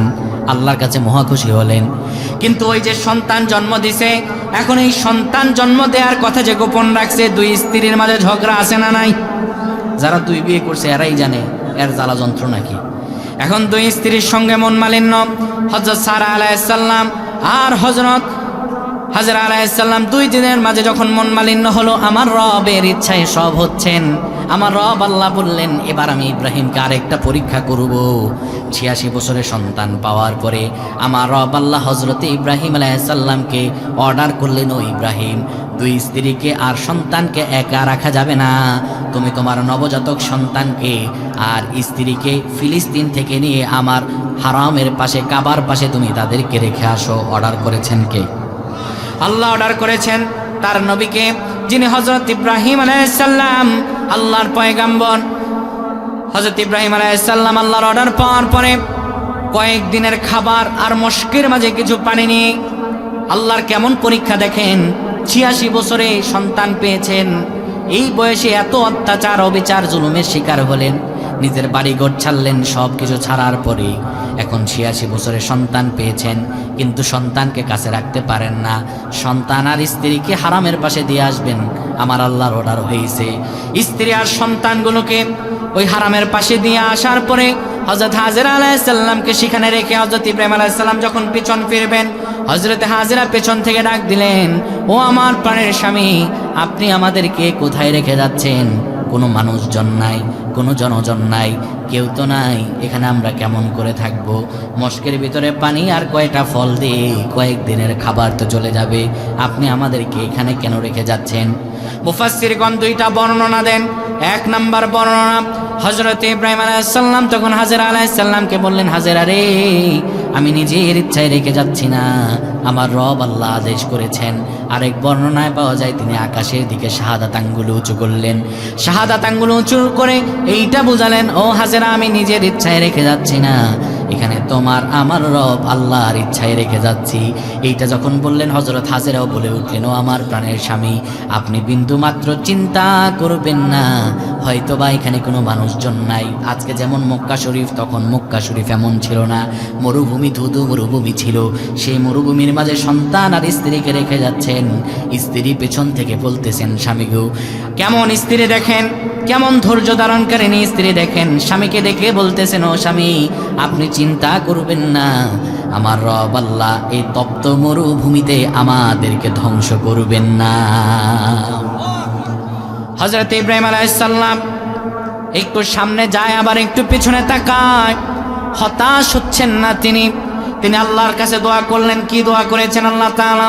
সূরা ইব্রাহিমের 37 নম্বর আয়াতে কোট করে দিয়েছেন। তিনি দোয়া করলেন, রব্বানা ইন্নী আসকানতু মিন যুররিয়াতি বিওয়াদিন গায়রি যী যারইন ইনদা বাইতিকাল মুহাররম। তিনি দোয়া করলেন, রব্বুল আলামিন, আল্লাহ, আপনার এই পবিত্র হারামের পাশে আমার স্ত্রী আর নবজাতক সন্তানগুলোকে রেখে গেলাম। মাবুদ মেহেরবান, আপনি দয়া করে তাদেরকে বানায়া দিয়েন। রব্বানা লিয়ুকিমুস সালাতা ফাজআল আফইদাতান মিনান নাসি তাহওয়ি ইলাইহি ওয়ারযুকহুম মিনাস সামারাতি লাআল্লাহুম ইয়াশকুরুন। আল্লাহ, আপনি তাদেরকে সালাত আদায়কারী বানায়েন, আপনি তাদেরকে নামাজি বানায়েন। ও রব্বুল আলামিন, এই তপ্ত মরুভূমিতে তারা খাবার পাবে কোথায়? আল্লাহ গো, আপনি আপনার দয়া দিয়ে তাদের প্রতি মানুষের অনুগ্রহশীল করায়া দিন, মানুষগুলো যেন তাদের প্রতি অনুগ্রহশীল হয়, আর তাদের খাবারের বান্ধব ব্যবস্থা আপনি রব আল্লাহ করে নিয়েন। আমার রব আল্লাহ বান্দাকে যতই পরীক্ষা করুক না কেন, বান্দা যদি অন্তিম বিপদের মুহূর্তে আমার রবকে আল্লাহ বলে ডাক দেয়, আমার রব কি তাকে সাহায্য করেন কিনা? হযরত হাজেরা আলাইহিস সালাম, মেশকের পানি শেষ হয়ে গেল, খাবার দাবারও শেষ, মা খেতে পারছেন না, সন্তানকে খাওয়াবেন কি? হযরতে ইব্রাহিম আলাইহিস সালামের সন্তান হযরত ইসমাইল কান্না করতে লাগলেন, ছোট্ট বাচ্চা, খিদার যন্ত্রণায় কান্না করতেছেন, কিন্তু খাবার দিতে পারছেন না হযরত ইসমাইলকে, তিনি কাঁদতেছেন। এবার হযরত হাজেরা আলাইহিস সালাম কি করবেন? মরুভূমির মাঝে বসে আছেন। দেখবেন বালির মাঝে যদি আপনি বসে থাকেন, দূরে বালির উপরে যদি সূর্যের আলো পড়ে, ওই বালিগুলোর উপরে দেখা যায় মরিচিকা পানির মতো টুপ টুপ করে, ঠিক না? তিনি বসে আসেন, তিনি দেখতে পেলেন সাফা পাহাড়ের ওইখানে বালির উপরে বালিগুলো কেমন যেন পানির মতো করে দেখা যায়। তিনি দৌড়ে চলে গেলেন সেখানে। যাওয়ার পরে তিনি গিয়ে দেখলেন সেখানে কোনো পানি নাই। ওই সাফাতে যাওয়ার পরে আবার দেখতে পেলেন মারওয়াতে ওই পাহাড়ের এখানে বালিগুলোর উপরে কেমন যেন পানির মতো করে দেখা যায়। দেউড়ে আসলেন এখানে, কিন্তু এখানেও পানি নাই। এভাবে করে 7টা চক্কর দিলেন। ওই যে 7টা চক্কর দিলেন, আল্লাহর পরীক্ষায় তিনি অসন্তুষ্ট হলেন না। ওই আল্লাহর পক্ষ থেকে অসন্তুষ্ট না হওয়ার কারণে, সেই মহিয়সী নারীর কারণে, সম্মানার্থে আমার রব আল্লাহ এখনো যারা হজ করতে যায় তাদের জন্য সাফা আমার হয় 7টা চক্কর দেওয়ার ব্যবস্থা করে দিছেন। তিনি এবার যখন দৌড়াচ্ছেন, ছোট্ট বাচ্চা হযরত ইসমাইল কান্না করছেন। কান্না করার এই সময় পায়ের আঘাতে জমজম কূপের মুখটা খুলে গেল। আল্লাহু আকবার। ওই পানি যখন কূপ থেকে বের হয়, পানি কি এক জায়গায় থাকে নাকি ছুটে ছুটে চলে যায়? ছুটে ছুটে চলে যায় না? এই পানিগুলো ছুটে ছুটে চলে যাচ্ছে। আরবের বেদুইন ছিল, যারা আরবের বিভিন্ন বনভূমির মাঝে মাঝে দিয়ে হাঁটতো, পানি এবং খাবারের জায়গাগুলোতে তারা বসবাস স্থাপন করত। সেই রাস্তা দিয়ে আরবের বেদুইনরা হাঁটছে। আল্লাহ কেমন করে রিজিকের ব্যবস্থা করেন দেখেন। আরবের বেদুইনরা হাঁটছে, ওই যে পানির একটা নহর দ্বারা এখানে প্রবাহমান হচ্ছে। বেদুইনরা পানি দেখার পরে তারা বলল, পানির সন্ধান কই, আমাদের তো পানি লাগবে। তারা দেউড়ে আস্তে আস্তে দেখলো এখানে একটা মহিলা আর একটা ছেলে, দেখা যায় নবজাতক সন্তান। সুতরাং তারা বুঝে গেল এই কূপের মালিক বুঝিয়ারা। হযরত হাজেরা আলাইহিস সালামকে বললেন, এই কূপের মালিককে তোমরা নাকি? হযরত হাজেরা বললেন, হ্যাঁ আমরা মালিক, সুতরাং আমাদেরকে পানি দাও। হাজেরা আলাইহিস সালামের কাছে যখন পানি খুঁজলেন, হাজেরা আলাইহিস সালাম তাদেরকে বললেন, তোমরা আমাদেরকে এখানে বসস্থানের ব্যবস্থা করো, আমরা তোমাদেরকে পানি দিব। আল্লাহ রাব্বুল আলামিন এই মানুষগুলোর মধ্য দিয়ে তাদের খাবারের ব্যবস্থা করে দিলেন। সুবহানাল্লাহ। এবার কিছু বছর পরে চূড়ান্ত পরীক্ষা হযরত ইব্রাহিম আলাইহিস সালামের উপর হবে। যখন হযরত ইসমাইল আলাইহিস সালামের বয়স 14 থেকে 15 বছর, আল্লাহর অনুপম সৌন্দর্য আর চরিত্র মাধুরী ফুটন্ত গোলাপের মতো সুরভিত হচ্ছে, ঠিক তখন আল্লাহ রাব্বুল আলামিন হযরত ইব্রাহিম আলাইহিস সালামকে বললেন, ইব্রাহিম যাও, তুমি এবার তোমার স্ত্রী এবং সন্তানদের কাছে যাও। হযরত ইব্রাহিম আলাইহিস সালাম নবজাতক সন্তান আর স্ত্রীকে রেখে সেই যে এত বছর আগে চলে এসেছেন, আজ এত বছর পরে সন্তান আর স্ত্রীর কাছে গেছেন। দেখবেন বাবা যাদের বিদেশে থাকে, ওই বাবা যদি 2-4 বছর পরে দেশের ভিতরে ফিরে, সন্তান যদি বাবারে পায়, দেখবেন বাবার কোল ছাড়া কিন্তু আর কোথাও নামে না, বাবার কোলের সাথে সাথে থাকে। এবার হযরত ইব্রাহিম আলাইহিস সালাম যখন গেছেন, যাওয়ার পরে হযরত হাজেরা আলাইহিস সালাম বলছেন, বাবারে এটা তোমার বাবা। ইসমাইল আলাইহিস সালাম একটু বাবার কাছে এসেন, বাবা বাবা বলে ডাক দেন, আবার একটু দূরে চলে যান, আবার কাছে আসেন, বাবা বাবা বলে ডাক দেন। কত সুন্দরভাবে বাবার সঙ্গে আচরণ বিধি করেন। একদিন 2 দিন যায়, হঠাৎ করে হযরত ইব্রাহিম আলাইহিস সালাম স্বপ্নে দেখলেন। কি স্বপ্নে দেখলেন? তিনি স্বপ্নে দেখলেন তিনি নিজের ছেলেকে জবেহ করতেছেন। ঘুম ভাঙার পরে মনে আর কোনো শান্তি নাই। সন্তান তার সামনে খেলাধুলা করছে, বয়স 14 থেকে 15। নবীর ছেলে, সুন্দর কম না বেশি? সব দিকে সুন্দর, ছোট্ট বাচ্চা, কিন্তু তিনি তো জানেন তিনি নবী। ইব্রাহিম আলাইহিস সালাম সন্তানকে ডেকে বললেন, বাবা তুমি এখানে আসো। এবার তিনি সন্তানকে ডাকলেন। ফালাম্মা বালাগা মাআহুস সা'য়া ক্বালা ইয়া বুনাইয়া ইন্নী আরা ফিল মানামি আন্নী আযবাহুক ফানজুর মাযা তারা। অনেকে একটা গল্প বলে, ইসরায়েলি গল্প। সেটা কি, ইব্রাহিম আলাইহিস সালাম নাকি প্রথম দিন স্বপ্নে দেখছেন তিনি, আল্লাহ তাকে বলছেন তুমি কুরবানি করো, আর তিনি সকালে উঠে 100 উট কুরবানি করছেন। এমন গল্প আপনারা শুনছেননি? কিন্তু এটা হলো গাজাখড়ি গল্প, এটি কোরআনের কোথাও নাই। আচ্ছা বলেন, নবীদের স্বপ্ন ওহী, নবীদের স্বপ্ন কি? আবার তিনি হচ্ছেন সকল নবীদের মাঝে একজন আল্লাহর কাছে সম্মানিত নবী, তিনি কি তার স্বপ্নের ব্যাখ্যা বুঝবেন না? অবশ্যই বুঝবেন। তিনি স্বপ্নে দেখেছেন, আল্লাহ তাকে অর্ডার করেছেন যে তুমি জবেহ করো, ব্যাপারটা এমন নয়। তিনি স্বপ্নে দেখছেন তিনি সন্তানকে জবেহ করতেছেন। সকালবেলা ওঠার পরে ছেলেটা এখানে হাঁটে, কখনো ওখানে যায়, ডাক দিছেন বাবা এখানে আসো। কিভাবে ডাক দিছেন? ইয়া বুনাইয়া, ও আমার কলিজার টুকরা সন্তান এখানে আসো, শোনো।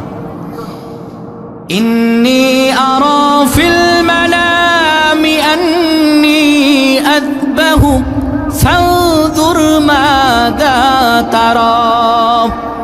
ও আমার সন্তান, আমি স্বপ্নে দেখেছি তোমাকে জবেহ করতেছি। ফানজুর মাযা তারা, এই ব্যাপারে তোমার কি অভিমত, চিন্তা করিয়া বলো। সন্তান পেলেন 86 বছরে। সন্তান পাওয়ার পরে আমার রবের পরীক্ষা শুরু হয়ে গেছে। সন্তানগুলোকে নিজের বুকে আটকে রাখতে পারেন নাই। সন্তানটার তপ্ত মরুভূমির মাঝে রেখে দিয়ে চলে গেছেন। এত বছর পরে আল্লাহ বাবা আর সন্তানের মিলন করালেন। আবার আল্লাহ অর্ডার করলেন, ইব্রাহিম তোমার সন্তানকে জবেহ করা লাগবে, যেহেতু স্বপ্নে দেখেছেন। এবার 14 বছর পরে সন্তানরে পাওয়ার পরে সন্তানরে কাছে ডেকে বলতেছেন, বাবারে আমি স্বপ্নে দেখতেছি তোমাকে জবেহ করতেছি, বলেন তো দেখে আধুনিক যুগের যদি পোলাপান হতো কি উত্তর দিত? কি উত্তর দিত? আপনি 14-15 বছর ধরে আমার মার আর আমার কোনো খোঁজ খবর নেন নাই, এখন এতদিন পরে এসে আপনি আমারে বলতেছেন আপনি স্বপ্নে দেখছেন আমাকে জবেহ করতেছেন, আর কাজ পান না। কখনো বাবার কথায় আনুগত্যশীল হতো? ইব্রাহিম আলাইহিস সালাম বলছেন ফানদুর মাযা তারা, তোমার অভিমত কি বাবা, বলো তুমি। তোমার অভিমত বলার জন্য তোমার ফ্রিডম স্পিচ আছে, বলো তুমি। হযরত ইসমাঈল আলাইহিস সালাম কি উত্তর দিলেন? রহমদিল পিতার রহমদিল সন্তান, তিনি তো জানেন এই স্বপ্ন তিনি ইচ্ছাকৃতভাবে দেখেননি। এই স্বপ্ন দেখিয়েছেন যিনি গলার আওয়াজ করে বলেন তিনি কে?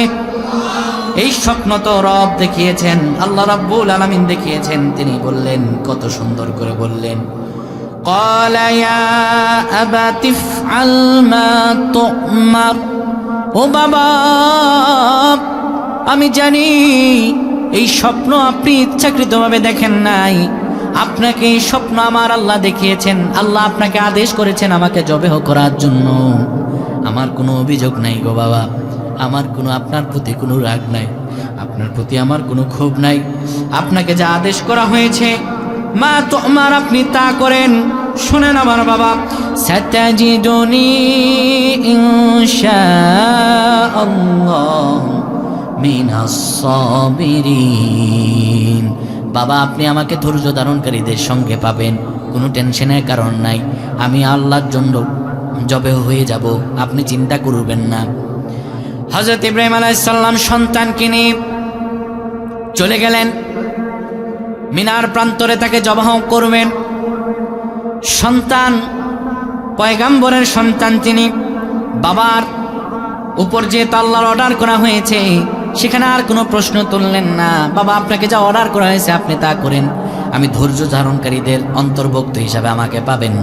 হযরত ইব্রাহিম আলাইহিস সালাম সন্তানকে মিনা প্রান্তরে নিয়ে যাওয়ার পরে এবার হযরত ইসমাঈল আলাইহিস সালাম ডেকে বলতেছেন, বাবা আমাকে আপনি জবেহ করেন, কোনো কষ্ট নাই, আমার কিচ্ছু নাই আপনার। বাবা আপনার উপর কোনো অভিযোগ নাই, কিন্তু আপনার কাছে আমার কিছু রিকোয়ারমেন্ট আছে, আমার কিছু অনুরোধ আছে বাবা। ও বাবা আপনি আমাকে জবেহ করার আগে আমার হাত পাগুলো ভালোভাবে বেঁধে নেবেন, আমার হাত পাগুলো আপনি ভালোভাবে বেঁধে নেবেন। শুনেছি গলায় যখন ছুরি চালানো হবে মরণ যন্ত্রণা বড় কষ্টদায়ক হবে। আমার যদি হাত পাগুলো আপনার শরীরে লেগে যায়, আমি যদি মরণ যন্ত্রণায় ছটফট করি, আমার হাত পাগুলো আপনার শরীরে লেগে গেলে পরে বেয়াদবি হবে। বাবা আপনি আমারে জবেহ করার সময় হাত পা বাঁধবেন। ও বাবা আপনি আমাকে যখন জবেহ করবেন আমার এই কাপড়গুলো আমার মাহিরে দিয়ে দিবেন। খবরদার আমার কাপড়ের মাঝে রক্ত লাগাবেন না। আমার মা যদি দেখে আমার কাপড়ের মাঝে রক্ত, আমার মা কষ্ট পাবে। আমার মায়ের তো আর কোনো সন্তান নাই, আমি আমার মায়ের সন্তান, আমার এই কাপড়গুলো আমার মায়েরে দিয়ে দিবেন। আমার মায়ের মনে হলে এই কাপড়গুলো ধরবে। ও বাবা আমার কাপড়গুলো আপনি খুলে নেন। আবার বললেন, না বাবা আমাকে বাঁধবেন না। হযরত ইব্রাহিম আলাইহিস সালাম কৌতূহলবশত জিজ্ঞেস করলেন, বাবারে তুমি বললা বাঁধার জন্য, আবার কেন তুমি নিষেধ করো? হযরত ইসমাঈল আলাইহিস সালাম বললেন, বাবা আপনি যদি আমারে বাঁধেন আর যদি কিয়ামতের ময়দানে আল্লাহ প্রশ্ন করে, ইসমাইল রে, আমি অর্ডার করেছিলাম জবেহ হওয়ার জন্য, কিন্তু তোমাকে বেঁধে ধরে জবেহ করা লাগছে। আল্লাহ যদি কিয়ামতের ময়দানে আমাকে প্রশ্ন করে, আমি ইসমাইল কেমন করে আল্লাহর কাছে জবাব দিব? ও বাবা, আপনি কোনো টেনশন করবেন না, আমাকে বাধা লাগবে না, আমি শুয়ে গেলাম, আপনি আমাকে জবেহ করেন। বাবা গো, শেষ একটা অনুরোধ, ছুরিটা ভালোভাবে ধারায় নেবেন, গলায় যখন চালাবেন খুব দ্রুত চালাবেন, যেন আমার প্রাণবায়ু বেরিয়ে যায়, যেমন আমার রুটা বের হয়ে যায় দ্রুত। বাবা, মোটেও দেরি করবেন না, কারণ মরণ যন্ত্রণা শুনেছি অনেক কষ্টদায়ক হয়। আল্লাহ রাব্বুল আলামিন কোরআন আল কারিমে সেটি জানিয়ে দিচ্ছেন, ফালাম্মা আসলামা ওয়া তাল্লাহু লিল জাবিন। সন্তান প্রস্তুত হয়ে গেল জবেহ নেয়ার জন্য, বাবা প্রস্তুত হয়ে গেল সন্তানকে জবেহ করার জন্য। কি নিদারুণ, একটু কল্পনা করেন তো নিজেরই। যারা সন্তানের বাবা হয়েছেন, আপনি একটু আপনার সন্তানকে ওই জায়গায় কল্পনা করেন, আর বাবার জায়গায় নিজের কল্পনা করেন। সন্তানের সামান্য যদি জ্বর হয়, বাবা কান্না করে করে চোখের পানিগুলো ভাসিয়ে দেয়। আরে এই তো গতকালের কথা, একটা ছোট্ট বাচ্চা নলকূপে পড়ে গেছে, 200 মিটার নিচে চলে গেছে, বাবা মারা হাজারি কান্নাকাটি, আর নিজের হাতে নিজের সন্তানকে জবেহ করবেন পয়গাম্বর ইব্রাহিম। কতটা বেদনাদায়ক, কতটা যন্ত্রণাদায়ক। আল্লাহ রাব্বুল আলামিন বলেন, যখন ইব্রাহিম গলার উপর ছুরি চালালো কিন্তু কাটতেছে না, যত জোরে দেয় কিন্তু কাটে না, যেমন ছুরি ধারালো নাই। হযরত ইব্রাহিম আলাইহিস সালাম আবার ধার করলেন, আবার সন্তানের গলার উপর ছুরি চালালেন। এক এক করে ছুরি চালাচ্ছেন কিন্তু গলা তো কাটে না। রাগে ক্ষোভে তিনি ছুরিটা ফেলে দিলেন, সন্তানকে আবার জবেহ করতে যাবেন। এই সময় আমার আল্লাহ ডাক দিলেন, আমার রব আল্লাহ বলেন, ওয়ানাদাইনাহু আইয়া ইব্রাহিম। আমি রব আল্লাহ বললাম, ইব্রাহিম থেমে যাও, থামো, শোনো, কদ সাদ্দাকতা রুয়া ইন্না কাযালিকা নাজিজিল মুহসিনিন। ইব্রাহিম রে, তুমি আর তোমার সন্তান পরীক্ষায় পাশ হয়ে গেছো। সুবহানাল্লাহ। আমি তো তোমার সন্তানকে জবেহ করতে বলি নাই, সন্তানকে জবেহ করবা কিনা এটা আমি দেখতে চেয়েছি। আমি দেখতে চেয়েছি কতটুকু ইমানের পরীক্ষা তুমি দিতে পারো, আমি রব আমার আদেশ কতটুকু মানতে পারো। ও আমার ইব্রাহিম রে, আমি মোটেও তোমাকে সন্তানকে হত্যা করবা এটি আমি তোমার রব আল্লাহ চাই না। আমি শুধু দেখতে চেয়েছিলাম কতটুকু তুমি পারো। কদ সাদ্দাকতা রুয়া, তোমরা দুইজনেই পরীক্ষায় পাশ করেছো। সুবহানাল্লাহ। এরপর আল্লাহ রাব্বুল আলামিন বলেন, ইন্না কাযালিকা নাজিজিল মুহসিনিন। এইভাবে কিয়ামত পর্যন্ত যারা কালিমার দাওয়াত দিবা, যারা কোরআনের কথা বলবা, যারা দ্বীনের কথা বলবা, তারা অত্যাচারিত হবা। আমি রব তোমাদেরকে পরীক্ষার মধ্যে ফেলবো। কখনো আমি রবের দ্বারা পরীক্ষায় পড়বা, কখনো কোনো জালেম গোষ্ঠী দিয়ে পরীক্ষায় পড়বা। মামলা মোকদ্দমা হবে, তোমার উপরে নির্যাতন হবে, বাড়ি ঘুরে থাকা যাবে না, নির্বিচার আর নির্যাতন তোমার উপরে হবে। অর্থ টাকা পয়সা দিয়ে ক্ষতিগ্রস্ত হবা বান্দা, কিন্তু হতাশ হয়ে যেও না। তুমি যদি ধৈর্য ধারণ করতে পারো, তুমি যদি বিপদের মধ্যে থেকে আমি রবকে আল্লাহ বলে ডাক দিতে পারো, বান্দারে তুমি হতাশ হয়ে যেও না। লা তাহজান ইন্নাল্লাহা মা'ানা। বান্দা হতাশ হয়ে যেও না, তুমি যেখানে বিপদে পড়বা, আমার রব আমি আল্লাহ আমাকে ডাক দিবা, আমি সঙ্গে সঙ্গে তোমার বিপদের মুহূর্তে হাজির হয়ে যাব। আল্লাহ রাব্বুল আলামিন বলেন, যুগ যুগ ধরে আমি পয়গাম্বরদের পরীক্ষা করেছি। শোনো বান্দা, ইব্রাহিম আলাইহিস সালামকে চূড়ান্ত পরীক্ষা করার পর আমি তাকে সার্টিফিকেট দিলাম। ঠিক এমনই করে আমাদের রাসূলুল্লাহর উপরও পরীক্ষা এসেছিলেন। বিশ্বনবী যখন দ্বীনের দাওয়াত দিতে লাগলেন, যখন তিনি বলতে লাগলেন, আলা লাহুল খালকু ওয়াল আম, সাবধানী জমিন যার, এখানে আইন চলবে তার। আমার নবীজি ছিলেন আল আমিন, এতদিন নবীজির বিরোধিতা কেউ করে নাই। কাফের মুশরিকেরা তার চরিত্রে সার্টিফিকেট দিল, কিন্তু যখনই তিনি বললেন এই জমিন যার, এখানে আইন চলবে তার, তখনই কাফের মুশরিকেরা বিরুদ্ধাচরণ করলো। শেষ পর্যন্ত দারুন্না দেওয়া থেকে আমার রাসূলুল্লাহকে হত্যার পরিকল্পনা পর্যন্ত করলো। নবীজির ওপরে এমন অত্যাচার, এমন অনাচার হতো, আমার নবীজি কাবা কাবা গৃহের মাঝে নামাজ আদায় করার জন্য গিয়েছেন, আল্লাহকে সেজদা করেছেন। কাফের মুশরিকেরা পেছন থেকে এসে মরা উটের নারী বুড়ি, দুর্গন্ধযুক্ত নারী বুড়ি নবীজির গায়ের উপরে দিয়েছেন। নবীজির শ্বাস প্রশ্বাসগুলো বন্ধ হয়ে যেত, এত পরিমাণ তীব্র যন্ত্রণা হতো। তারপরেও আমার নবীজি কোনোদিনও আল্লাহর দিন কায়েমের আন্দোলনের কথা ভুলে যান নাই। নবীজির ওপর তো অত্যাচার হয়েছে বাবা, সবিশেষ বলে দিচ্ছে আপনার আমার ওপরও বিপদ আসবে, আপনার আমার ওপরও অবিচার আসবে, আপনার আমার ওপরও নির্বিচার হবে। আল্লাহ রাব্বুল আলামিন জানিয়ে দিয়েছেন, শোনো, ওয়ালা নাবলুওয়ান্নাকুম বিশাইইম মিনাল খাউফি ওয়াল জু'i ওয়া নাকসিম মিনাল আমওয়ালি ওয়াল আনফুসি ওয়াত থামারাত ওয়া বাশশিরিস সাবিরিন। বান্দারে, ঈমান আনার পরে তোমাকে আমি তো অবশ্যই পরীক্ষা করব। শোনো বান্দা, একটা স্কুল কলেজে যদি একটা ছাত্র পড়ে, সেখানে যদি কোনো পরীক্ষা না হয়, ওই ছেলেটা কি ক্লাস 1 থেকে আর 2 উঠতে পারবে? ঠিক এমন করে আমার রব আল্লাহ বলছেন, দুনিয়াটা হলো সেই ক্লাস 1 আর 2 হলো জান্নাত। এই দুনিয়াতে তুমি পরীক্ষা দিবা, আর যদি পরীক্ষায় উত্তীর্ণ হতে পারো বান্দা, আমি তোমার রব তোমাকে জানিয়ে দিলাম, তুমি মরতে দেরি হবে, জান্নাতে যেতে দেরি হবে না। বললাম আল্লাহ কেমন করে পরীক্ষা হবে? আল্লাহ তাআলা বলেন, ওয়ালা নাবলুওয়ান্নাকুম বিশাইইম মিনাল খাউফি ওয়াল জু', আমি তোমাদেরকে ভয়ের মাঝে ফালাবো, প্রচন্ড ভয় তোমাদেরকে দেবে, হুমকি দুমকি দেবে, চাকরি খেয়ে ফেলবো, তোমার সব কিছু খেয়ে ফেলবো, এলাকায় বের হতে পারবা না, দোকানদারি করতে পারবা না, তোমাকে মাঝে মাঝে ভয়ের মাঝে ফেলবো। শুধু ভয় নয়, ওয়াল জু', তোমাকে আমি ক্ষুধার্ত করব। ও বান্দা, এমন সময় হবে তোমার ব্যবসা বাণিজ্য বন্ধ হয়ে যাবে, হক কথা বলার কারণে চাকরি চলে যাবে, হক কথা বলার কারণে তোমার সব কিছু বন্ধ হয়ে যাবে, বাড়ি ছাড়া হওয়া লাগবে, ঘর ছাড়া হওয়া লাগবে, দিনের পর দিন তোমাকে না খেয়ে থাকা লাগবে। বান্দারে, শুধু এইটুকুই নয়, শোনো, ওয়ানাকসিম মিনাল আমওয়ালি ওয়াল আনফুসি ওয়াত থামারাত, তোমার ফল ফসলাদের ক্ষতি হবে, জীবনের উপরে বিপদ আসবে, অবিচার আসবে, অনেক জুলুমের শিকার হবা। বান্দারে, সেই সময় যদি ধৈর্য ধারণ করতে পারো, জেনে রাখো বান্দা, ওয়াবাশশিরিস সাবিরিন, আমি রব আল্লাহ তোমাকে সুসংবাদ দিলাম, তোমাকে সুসংবাদ দিলাম, আমি রব আল্লাহ তোমার সঙ্গে রয়েছি। সুবহানাল্লাহ। ধৈর্য ধারণকারীদের জন্য আল্লাহ রাব্বুল আলামিন সুসংবাদ দিয়েছেন। প্রিয় ভাইরা আমার আলোচনার শেষ মুহূর্তে আমি অবস্থান করছি। সবিশেষ একটি ঘটনা বলে আমরা আলোচনার ইতি টানবো। প্রিয় ভাইরা আমার, আল্লাহর রাস্তায় যদি আপনি চলেন, অবশ্যই বিপদ আপনার উপর অর্পিত হবে, কিন্তু সেই বিপদে কখনো আশাহত হওয়া যাবে। ঈমানের দাবি যদি কোরবানি হয়, সে দাবি পূরণে যেন তৈরি থাকি আমি, ওগো দয়াময় আমার প্রভু দয়াময়। এটুকু কথা বলতে পারবেন?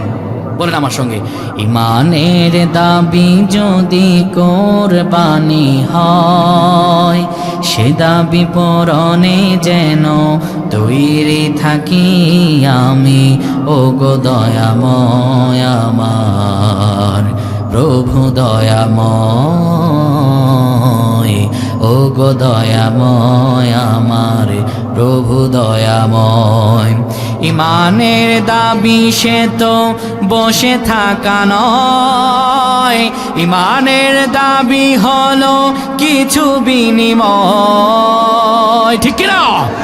ঈমানের দাবি সে তো বসে থাকা নয়, ঈমানের দাবি হলো কিছু বিনিময়, সেই বিনিময় যদি নিজের জীবন হয়, সেই বিনিময় যদি নিজের জীবন হয়, সেই জীবন জিতে যেন তৈরি থাকি আমি, ওগো দয়াময় আমার প্রভু দয়াময়,